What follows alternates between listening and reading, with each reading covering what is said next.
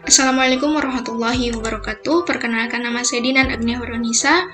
Di sini saya akan menerangkan medan listrik di sekitar cincin yang bermuatan listrik. Mari kita tinjau pada gambar yang pertama. Di sini saya akan menjelaskan mengapa nantinya pada medan listrik untuk cincin yang bermuatan listrik itu hanya menggunakan sumbu EY saja.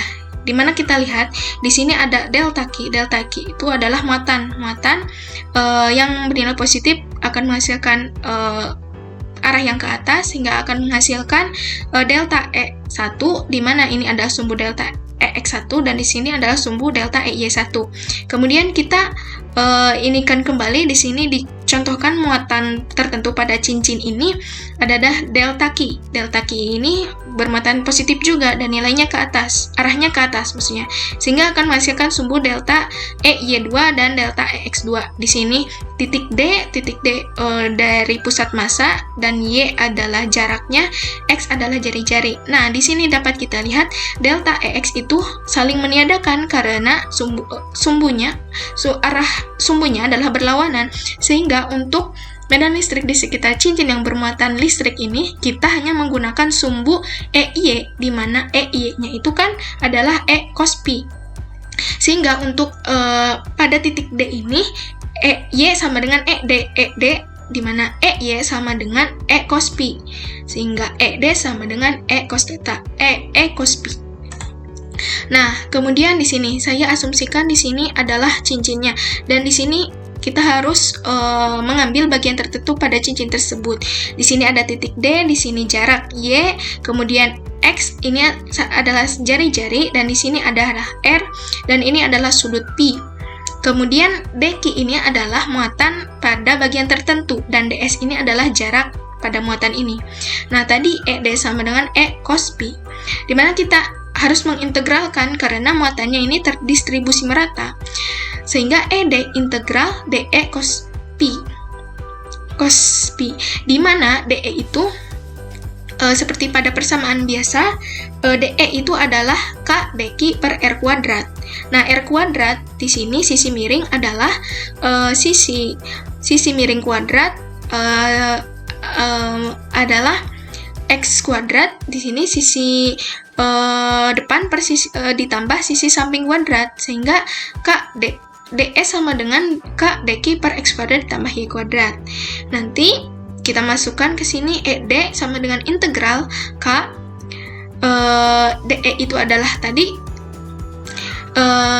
K dQ per X kuadrat ditambah Y kuadrat cos Pi, di mana cos Pi itu adalah sisi ini per sisi miring, sehingga Y per R. Nah, untuk rapat muatan cincin, kita tinjau rapat muatan pada elemen panjang, di mana rapat muatan itu adalah muatan cincin per panjang cincin. Jika kita tinjau dari seluruh muatan, rapat muatan itu kan sama dengan muatannya Q per panjang cincin. Panjang cincinnya itu adalah di sini adalah keliling lingkaran 2πx.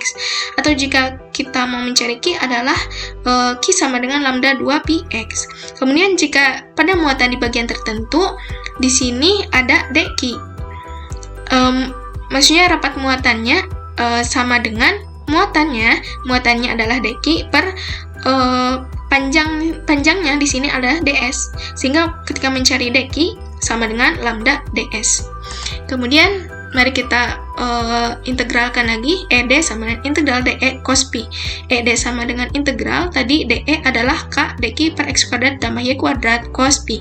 Ed nah, kita lihat sebelumnya bahwa dq itu yang tadi seperti yang telah dijelaskan pada rapat muatan, dq itu adalah lambda ds, sehingga integral k lambda ds per x kuadrat ditambah y kuadrat cos pi itu kan tadi y per r, sehingga ed sama dengan integral k lambda ds per x kuadrat ditambah y kuadrat, mana y per R itu apa? Sisi miring. Sisi miring adalah di sini x kuadrat ditambah y kuadrat.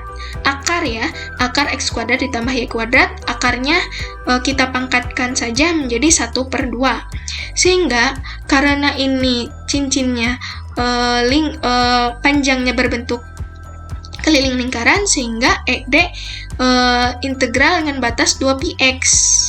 Nah, kita kedepankan lambda xy sehingga ds per x kuadrat ditambah y kuadrat pangkat 3/2. 3/2 dari mana? Ini kan 1. Kita bisa ubah menjadi 2/2 ditambah, kan ini kali, jadi pertambahan kan, jadi 3/2. Nah, kemudian ds, karena ini ds ini kan tidak berpengaruh pada p, tidak berpengaruh pada r, d, ataupun y, sehingga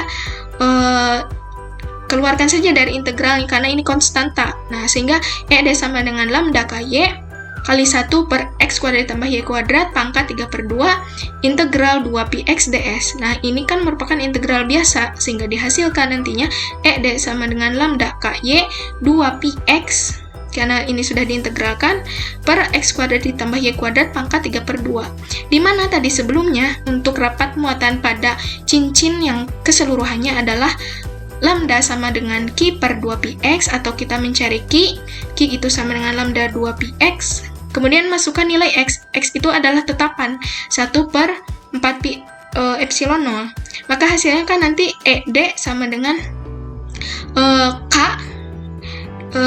Q itu kan tadi lambda 2πx, maka tinggal lambda 2πx Q y-nya tetap per x kuadrat ditambah y kuadrat pangkat 3/2, dimana k-nya kita masukkan tetapan ini, ed sama dengan 1 per 4π epsilon 0 dikali ky per x kuadrat ditambah y kuadrat pangkat 3/2.